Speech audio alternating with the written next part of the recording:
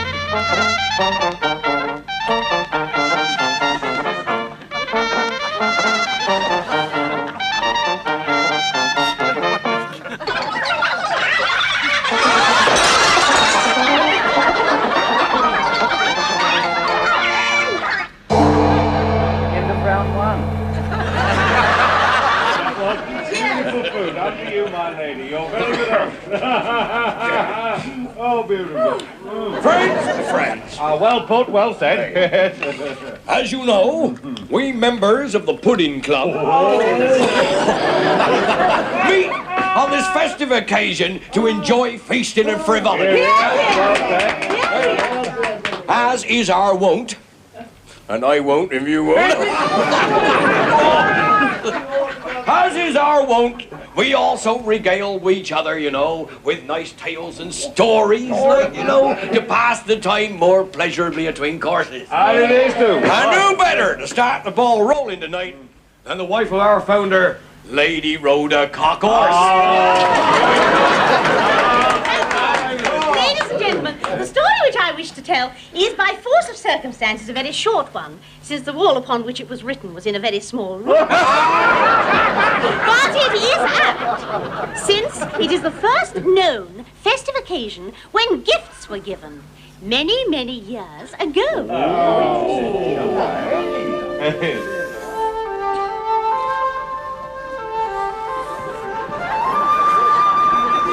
Blimey, Eve, I've told you 1,000 times what I want for Christmas. I know, Adam, but it's a very big step to take, you know. Can't be that much to ask. How do you know if you've never had it? I can't stand it any longer. I must have it. Oh, all right, Adam.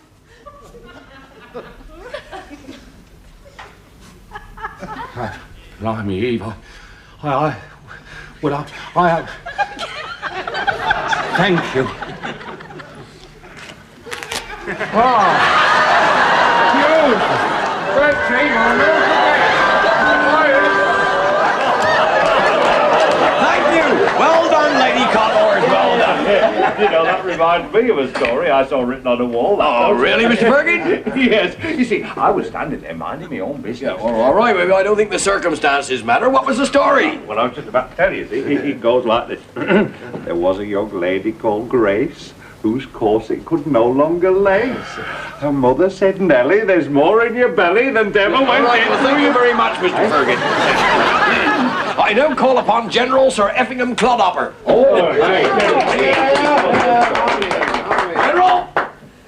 General! What? It's time to do your bit. I can't do that. She's up in London. To tell your story. See what you mean. I was just thinking of a Christmas I once spent in Africa, many years ago, as district commissioner. Oh, it was a lonely outpost, you see, right in India. Yeah, and I remember.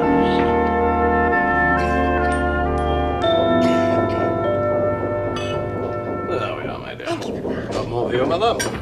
And you, my dear. Ah, good. Sir. Thank you, Thompson. I see then you managed to get a bird for Christmas. Yes, sir. She's waiting in my room, sir.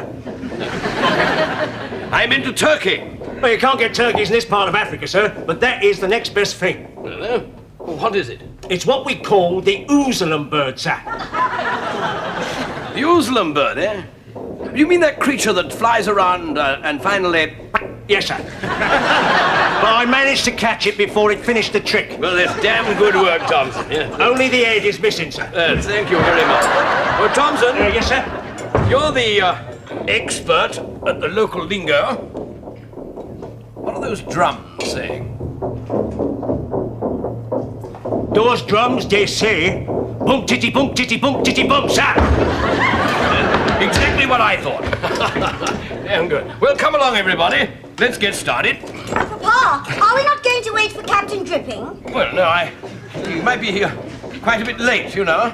After all, I sent him down to the native village with a consignment of saucepan lids. Saucepan lids? Whatever for, Henry? Well, under our new policy of educating the local populace, you see, I have decreed that henceforward all women should cover their upper parts. Is that quite wise, Henry? It's very wise. After all, what else would I possibly do with 10 gross of saucepan lids, huh? But, Papa, how are they going to keep them in place? Are they? Well, they could sort of, well, stick them. Well, that's what you should have done with them in the first place. Please.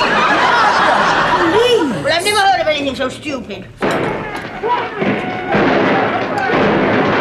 Henry, the natives are restless tonight. Really? What makes you think that, my dear? Oh, that's screaming. What screaming? Those shots. What shots? Perhaps I just imagined it. I expect you did, my dear. Will you pass me another potato, please, Virginia? Oh, yes. The natives are revolting! They've got guns and cannons and rifles! It's horrible! Horrible! Captain Dripping! Your dinner's getting cold. My dinner's getting cold. It's out there,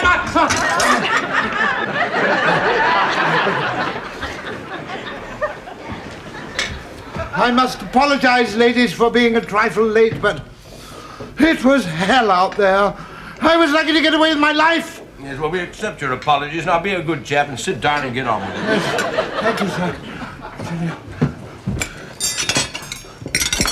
You're right, sir. My dinner is getting cold.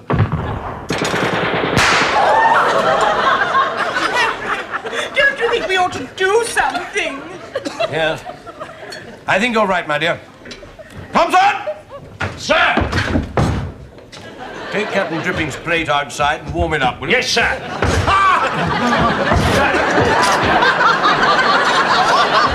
Virginia, pour Captain What's-his-name a glass of wine, will you? Yes, Papa.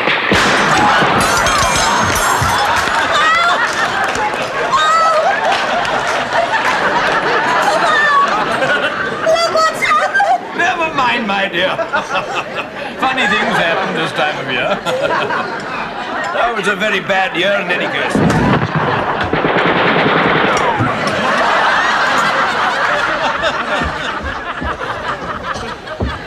Thank you very much, Thompson. Very nice. I'm afraid it's only half a portion, sir.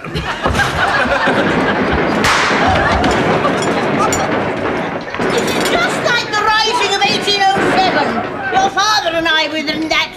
Shocking it was, shocking. Yes, Mother, you told us. More meat, Mother? No, thank you. Slaughtered all the men, they did. More meat, Fiona. Thank you, Henry. Lashed at their bellies, tacked off their ears and shoved them in their mouths. No, thank you, I don't feel hungry. And wait till you hear what they did to all the women. Oh. Stuffing, Mother?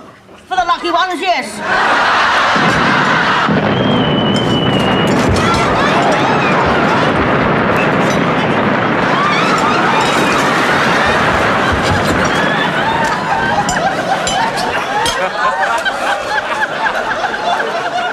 My God, what a lovely night. Look at those stars. Sir, with your permission, might I go and see what's going on out there? If you're interested, Dripping, yes.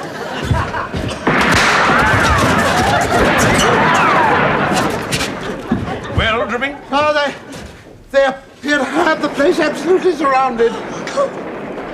I see.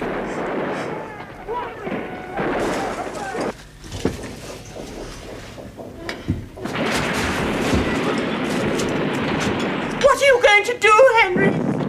I've been saving this bottle of port for a special occasion. Oh, how very nice. And I have a feeling that this could very well be it.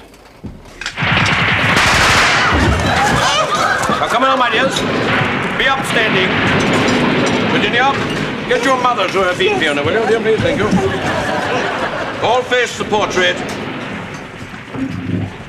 And I give you all the toast. To Her Majesty, Queen Victoria. The Queen! Queen. You may smoke.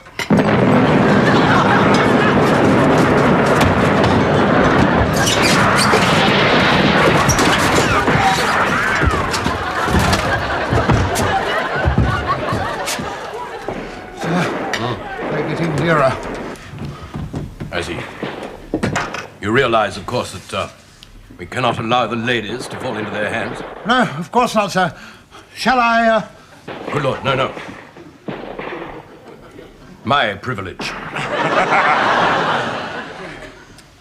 Loaded? No, sir, I've only had the small one.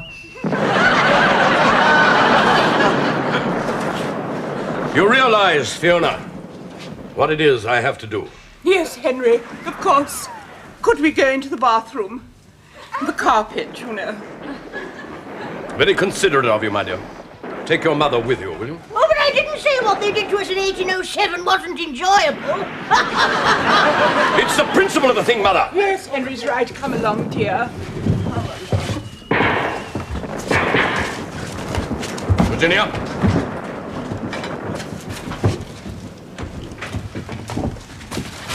Papa, may I have a moment to say goodbye to the captain? Very well. But don't keep dripping too long. Alistair, I love you. And I love you too, Virginia. Isn't it awful to think that we have never even had enough? I know. I think of nothing else. Oh, Alistair, I've always been brought up to believe in death before dishonor. I know. But just this once, wouldn't it be all right if we could have it the other way around? Yes, but we'll have to be quick. Oh, yes. Captain Dripping! Remember your position. Thank you, sir, yes. Captain Dripping! Sorry, sir. You forget yourself. No, I got carried away, sir, in the heat of the moment. I don't doubt it. But it's going to look dashed awkward on your conduct report. Oh, my God. Come, Virginia. Yes, Papa.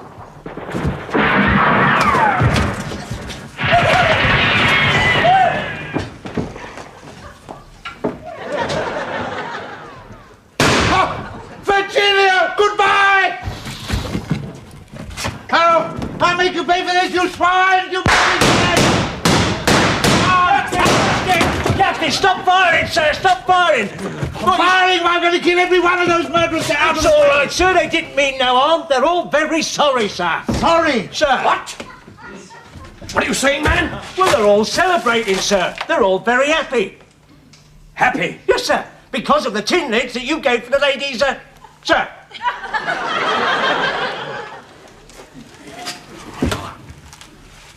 Oh, Dripping.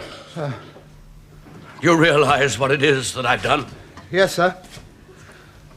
How can I ever forgive myself? That bottle of port was 50 years old.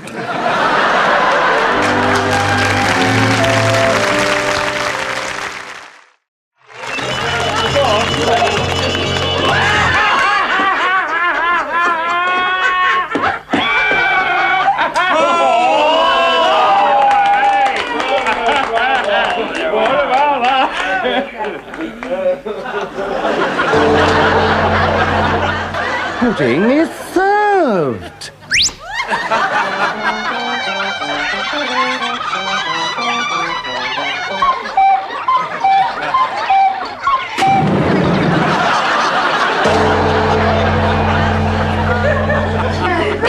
And now, ladies and gentlemen, I calls upon Sir Francis Fiddler, master of the Queen's music, to tell us a tale.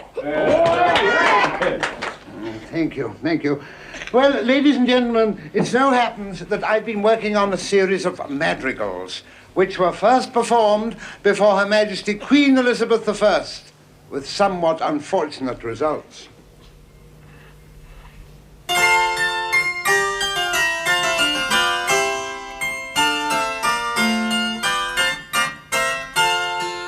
Pose, pose, take up your pose. In this quaint posture the painter hath shown. For posterity in doublet and hose, We shall be painted, so take up your pose. Flew, right up your flue. The chimney sweep's visit is long overdue. Coughing and choking with yards of bamboo. The chimney sweep poking his brush up your flue. Balls, banquets and balls. Laughter and merriment filling the halls. There is no reason to sigh as snow falls. For now is the season for banquets and balls.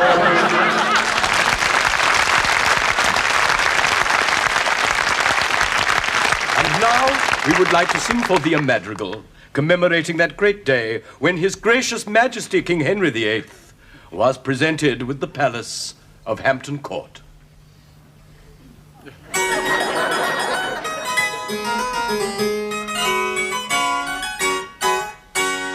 On the river near by Richmond rose an edifice fine, and Wolsey said, Your Majesty, it shall be thine. He made the king a present of this fine resort, and that's how King Harry got his Hampton Court. Oh, the ale and the wine did flow, frolicking under the mistletoe. I can assure thee that none went short On the day good King Harry got his Hampton Court. In the city a committee got a quick report. They said 'twould be a pity for to miss such sport. And so they did not tarry, but the whole town brought To see good King Harry with his Hampton Court. there we beheld His Majesty standing at the window for all to see. Oh, how his loyal subjects fought For a glimpse of King Harry with his Hampton Court.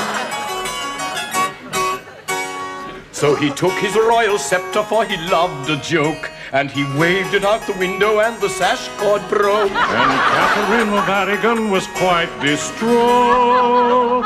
On the day good King Harry got his Hampton Court.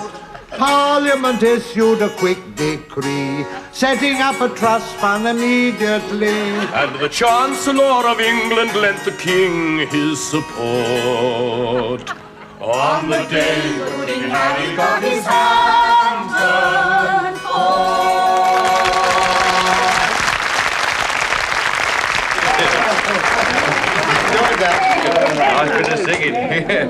reminded me of a concert I attended recently.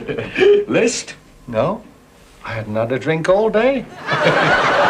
Anyway, there was this particular passage. Ah, a musical one? No, the passage to the gentleman's toilet. Now, I was standing there just minding my own business. Well, thank you very much, Mr. Firkin, but what is the aim of all this? Aim? Well, I generally aim for that little badge under the makeup. No, I mean the aim of the story. Well, that's what I'm trying to tell you. I was standing there looking at this religious story. Ah, a religious one. Oh, we'll enjoy that, Mr. Firkin. I hope you do. There once was a lass named Miss Flickers who once went to tea at the vicar's. When he said a prayer at the start of the affair, instead of amen, she said, "Thank you again, Mr. Firkin."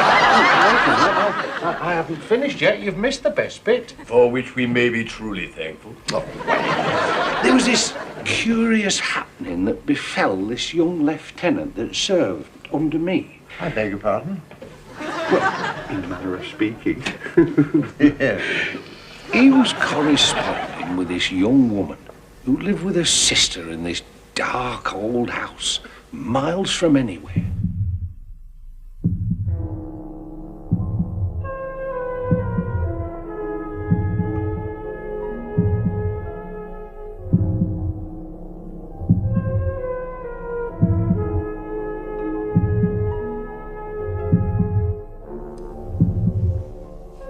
Are you expecting someone? No, I merely thought we might have tea. Ringworm will bring the tea in when it is ready, Esmeralda. Well, when will that be, Harriet? When he has made it.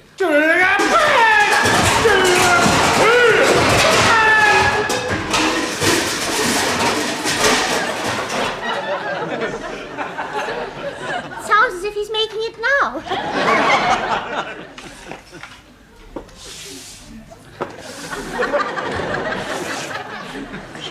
Tea, Miss Harriet?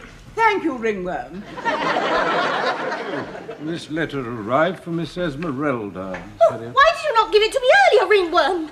Thank you, Ringworm. But it is for me, Harriet. It is my letter. Do not be difficult, I beg you, Esmeralda. But it is my letter, Harriet. Why are you so cruel? Why won't you give it to me? You know perfectly well why.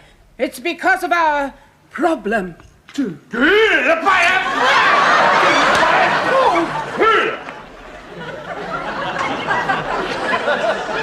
Now, see what you've done. You've upset Ringworm. I'm sorry. Will that be all, Miss Harriet? I sincerely hope so.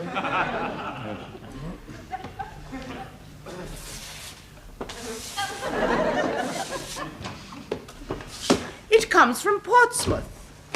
Then he has written. Who has written? A friend, a Lieutenant Bangham of the Royal Navy. Yes, Esmeralda, you what? I have invited him to spend Christmas with us. You did what? Well, it's my house as well as yours. You foolish, foolish girl. Where did you meet this Bangham? We have never met. We have merely corresponded. But supposing those things happen... They won't. They might. He might see it. He won't. I won't let him. You might not be able to help it. That must be him now.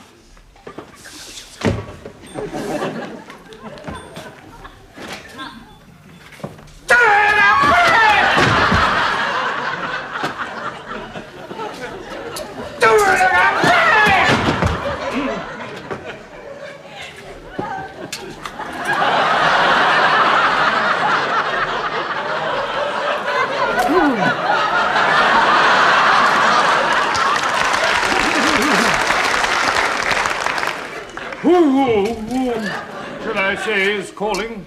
Oh, just show them in, Ringworm. Why? Is it Lieutenant Bangham? It is indeed, ma'am. How do you do? How do you do? May I present Lieutenant Trembler of the French Navy. I've taken the liberty of bringing him along with me. Lieutenant René Trembler of the French Navy. At your service.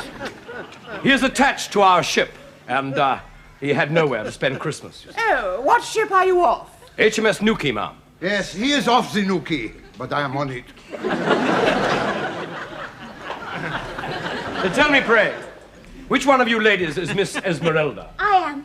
And you are to spend Christmas with us, no matter what. They may stay if they wish to, Esmeralda. Tell me, did you have a good trip down? Passable, ma'am, passable. It was somewhat hard, going over the cobbles. Yes, it was very hard on the cobblers. I beg your pardon? The cobblers, the round cobblers on the... I suppose you would like to show to the bathroom where you can wash your hands. The bathroom? No, thank you, but I would like yes, to have... he would. No, I badly need a... No, Rennie, no, please. In England, we do not do that. No, but I want to do it. Rennie, please. In England, we only go in there to wash our hands. Curious. In France, we wash our hands in the hand basin. Very well, I will show you the way. No, Esmeralda. I shall ring for the maid. I prefer you to remain here. As you say, Harriet. My sister is far from well. Oh, poor girl. I, too, am far from well. I have a touch of malaria. Oh, how distressing. Yes, sometimes I shake so much, I cannot control my hands. You rang, miss? Show this gentleman the bathroom. Certainly, miss. Follow me, sir. I'm sorry, I have a touch of malaria. I cannot control my hands. In that case, you go first. Oh, yes. After you. Oh, thank you. Yeah! Another touch. A charming fellow, one of the best. I'm quite sure.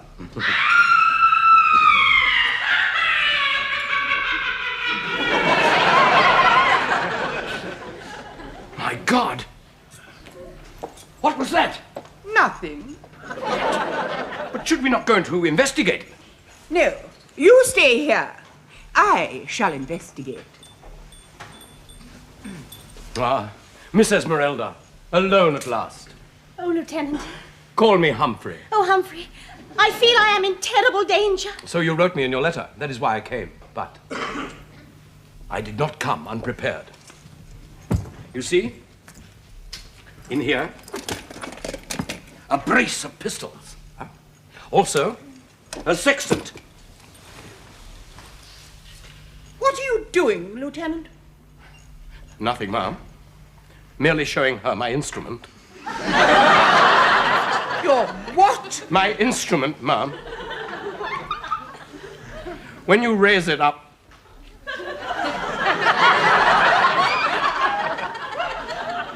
in the air, one can tell from its angle one's exact position.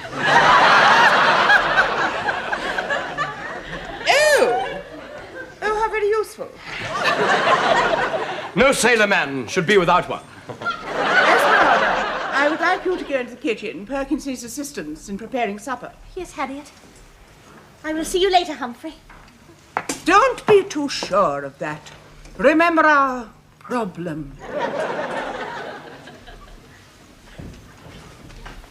But Harriet! That's a touch of malaria. Gentlemen, come closer, please. Oh, closer, of course, mademoiselle is looking me much pleasure. Yes, so that's quite close enough. Sit down. Okay. Now, gentlemen, I do not wish to alarm you, but I think it would be wise if you did not stay in this house. Why, ma'am? Well, it's no good concealing the fact. To put it bluntly, we are... Yes? Haunted.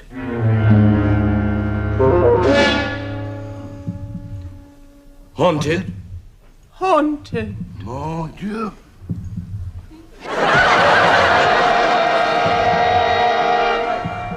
There are things in this house which watch our every movement. Every movement? Every movement.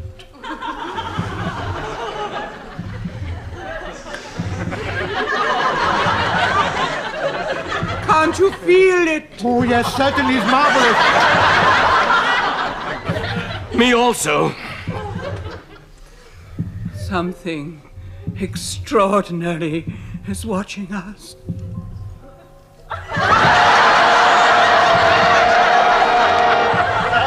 But I have not yet told you the worst. No? No. At midnight, rides the headless huntsman. The headless huntsman? Oh, yes, it's a dreadful apparition. He rides up to the door, dismounts, and sounds his hunting horn. That is very curious. Why? Well, if he has no head, how does he sound the horn? That opens up a field of considerable speculation. Wait, I have it! Then keep it to yourself. No, perhaps the horn is blown by the horse for him. Well, I must be going. But remember, gentlemen, you have been warned.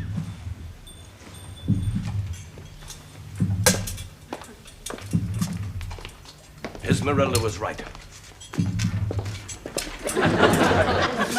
She's in great danger. We are all in great danger.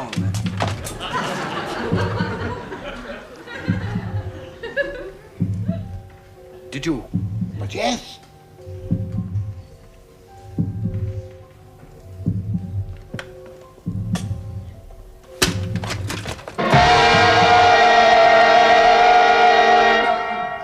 There's no one in there. But wait. There may be a very small man in there. I'll drop this bell in, we shall see.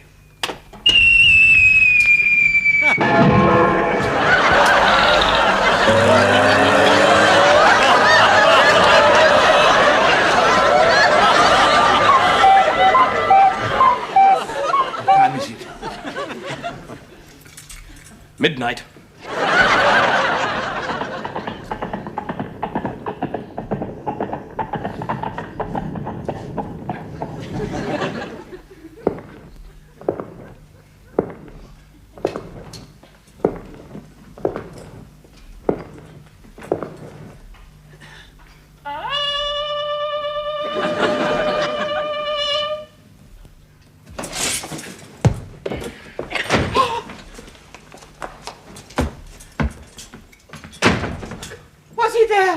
No.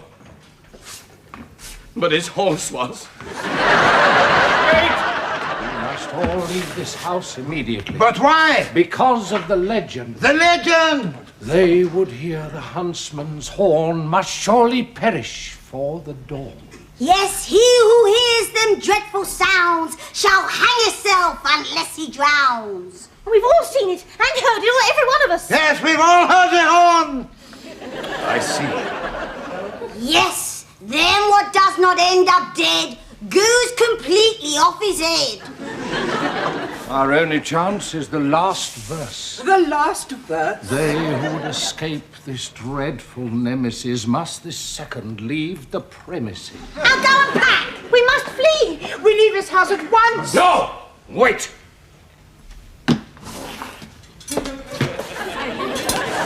There is no need. There, ladies, is your headless huntsman. Ringworm? Not Ringworm, but Charles Burke, the body snatcher. But that's impossible. We have seen his testimonials. Then allow me to show you his coconuts. No! By merely knocking his knees together, he can produce the sound of horses' hooves. Go. That's enough. You would have been frightened and left your house, which he then would have proceeded to have plundered. Just a moment. I know you. You're Inspector Nicker of the Yard. Oh, Inspector Nicker, how can we ever thank you enough? There is no need, ma'am. I shall now depart with my prisoner. Oh, no, you mustn't. Please stay with us over the holidays, Inspector Nicker. No, my dear. You, off to the Black Maria. And close the door after you, scum. Sorry. Well, the mystery is solved. The prisoner has gone to justice. And as for me... Yes?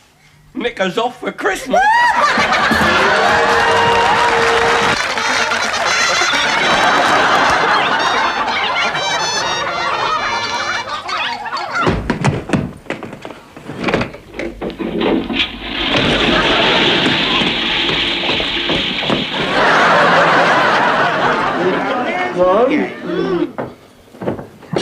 Better? And now, for our final tale of the evening, I call upon that esteemed theatrical actress, a lady who throughout the years has given us all great pleasure with her various parts. In a manner of speaking, Miss Molly Coddle. Oh, thank you. My dear, dear friends, bless you, thank you. Well, this evening, I would like to tell you about a revolutionary new form of drama in which I have lately become interested. It is called pantomime. And it is peculiar in that some of the ladies' parts are taken by men and vice versa. That sounds very queer. Yes, well, it is rather confusing, I can tell you. For instance, in the one in which I am now appearing, which is called Aladdin, I play the part of the fairy queen. Female, of course.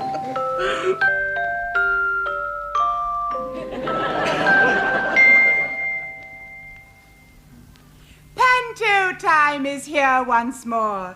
That glittering, sparkling, crashing bore that keeps little children happily amused while mum's at the bingo and dad's on the booze. And so, with a wave of my magic wand, I'll waft you all to Fairyland.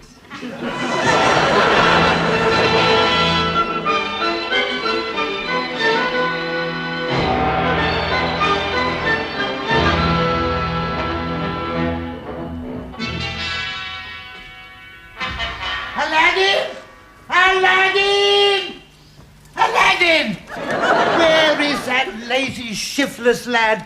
He really is too flaming bad. The way he leaves me on me Todd to do the work the little. Aladdin!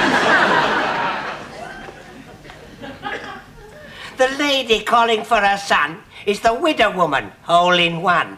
Her husband is a golf instructor, which is a very honourable profession to be sure, but one very difficult to find an acceptable rhyme for. Yoo-hoo, a butterfly. That's Hanky Poo, I bet you. Pekin's most illustrious lecture. He always comes round here on Mondays for me to wash his dirty undies. I don't mind that, but what I hate's he expects me to do it while he waits. And how's my favourite girl today? Fine, just take your hand away. Come, don't tease, you saucy minx. Blimey, how his technique stinks. Come, show a bit of common sense. Oh, he needs the ring of confidence. Why get yourself in such a lather? What's wrong with a bit of how's your father? Oh, Mama, what's all this caper? I do believe he's going to rape her. You have come in time to scotch it. Well, carry on, I'd like to watch it. Oh, what a monster I've mothered. His dad was right, he should have been smothered. Roaming the streets day and night. He's visiting clubs, it isn't right. Oh, no. Oh, Ma, I only like to get out and see things. Yes, like strippers popping out of G-strings. Oh, how can a woman brought up in piety live in such a permissive society? Scrimping, scraping, hoping, praying. Talking of praying, as I was saying, I've money in my purse and more. Why didn't you mention this before? Come on. I'm not the sort of man to quibble. I'd give a lot for a little nibble. You would? Well, come inside. I think I've got something cooking. Here, do you like salmon? Do I like salmon? Well, there is no salmon, but... There's a place for us, a time and place for us. After you.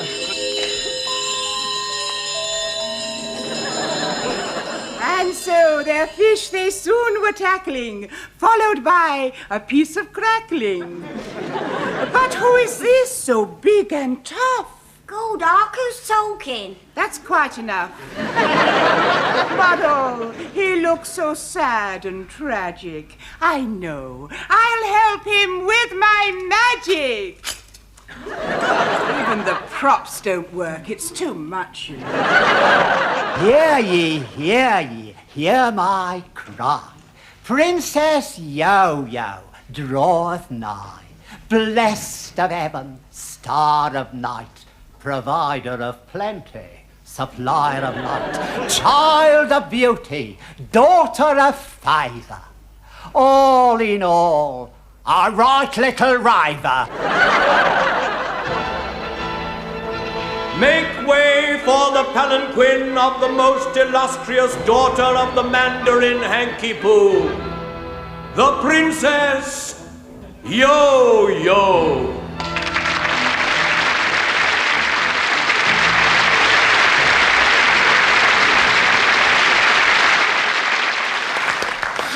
Beautiful she is and agile, like eggshell china, slim and fragile. Her loveliness surpassed by no rose. I've always wanted to play with yo-yos. Young man, I wonder, can you aid me? I'm looking for the lad who laid me. Not me, I'm not the one you're seeking.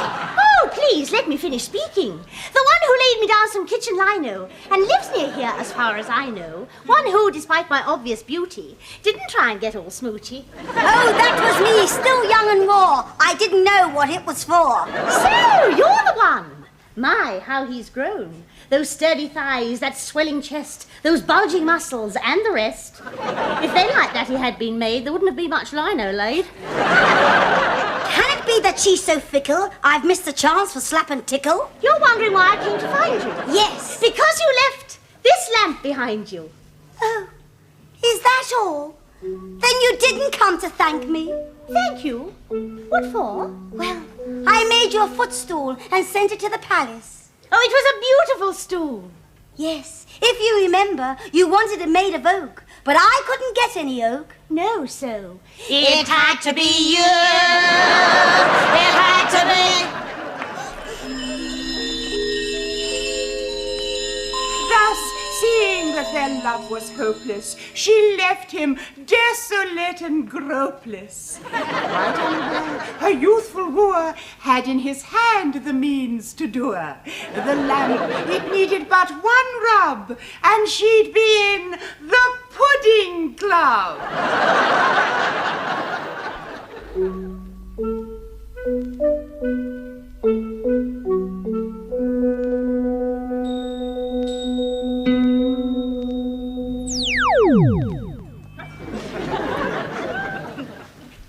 Oh my, what is this dreadful spectre?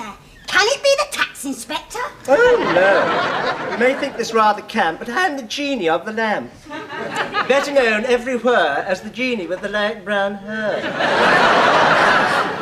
Oh, I know not what a genie be, so what do I call you, he or she? You may think this is rather feckless, but we genies are quite sexless. To hear this answer, I can't wait. Then how do genies procreate? You'll find this rather hard to believe, and how we do it I can't conceive. But we increase our population entirely without...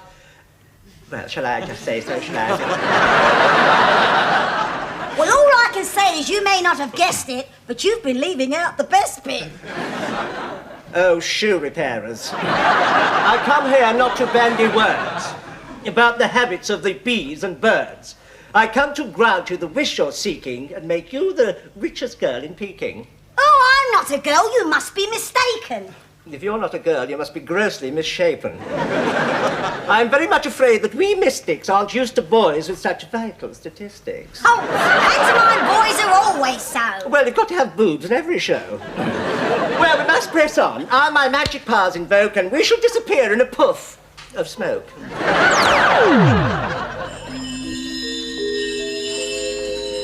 And using his most potent spell, he took Aladdin down to hell. An odd direction, you might say, but in China they all go that way. So cruel, isn't it?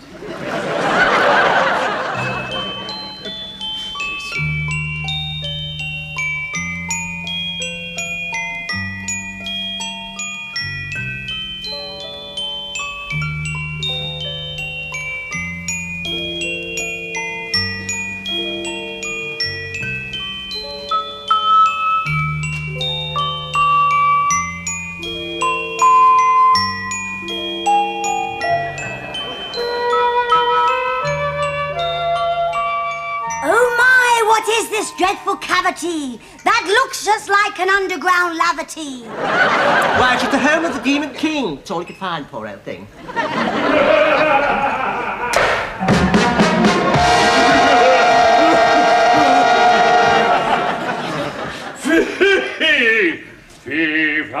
Fee-fi-fo-fum. I smell the blood of an Englishman. Wrong pantomime. Yeah, of course it was. That was last year. What mortals are these who dare to invade the dreaded regions of the king of the underworld? That doesn't rhyme. Oh, he can't speak in verse anymore, poor old thing. Why not? Well, he's had the, What operation? And why does he keep on laughing like that? He's at a very funny time of life. Speak, I say, or I will... Damn thing, I watched it this morning and can't refrain with it. Speak, I say, or I will summon the powers of darkness and reduce you, get off, to ashes. Oh, don't be such a meanie. It's only me, your favourite genie. Good gracious me, so... Oh, I see you've got yourself a piece of crackling. It's not a girl, his name's Aladdin. Well, with all that, Well, it must be padding. Yes, I see. I've heard about chaps like that. I won't have them down here. I know it's hell, but we're not that queer. All right. Well, we'll be leaving you soon if you will grant him just one boon. Grant a boon? You dare to bring that crazy mixed-up kid down here and say grant a boon from me, the king of the whole damned underworld? Mephistopheles! Yes, dear. What's that racket going on out there? Yes, dear. It's all right, dear. I'm only having a chat with Jeannie and his friend. Well, stop wasting time and come in here. The furnace is going out. Yes, dear, right away. I'll have to go. I can't... What am I going to do with this thing? Sir! Pardon? Yes, what? Where are you? Dad! Don't do that. Sir, in answer to your question, may I make a small suggestion? No need for it to be a lumber. Why don't you stick it up your jumper? How do you mean? Like this. Oh, what a good idea. It works. For that, I'll grant you your boon. What is it you wish? Oh, thank you, sir. I only want witches, so I can marry the girl I wishes. Very well. I shall cast a spell. You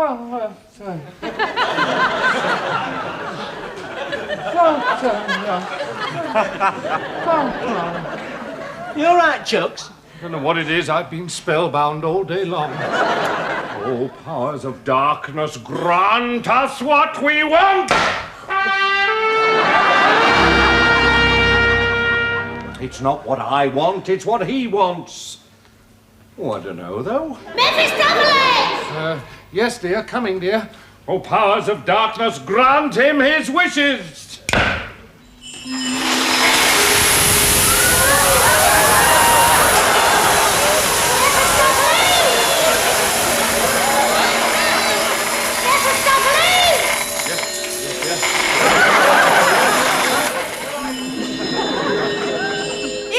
A moral to this tale, it's by your love lamp as well. And you'll live happily after ever, for you'll both have things to rub together.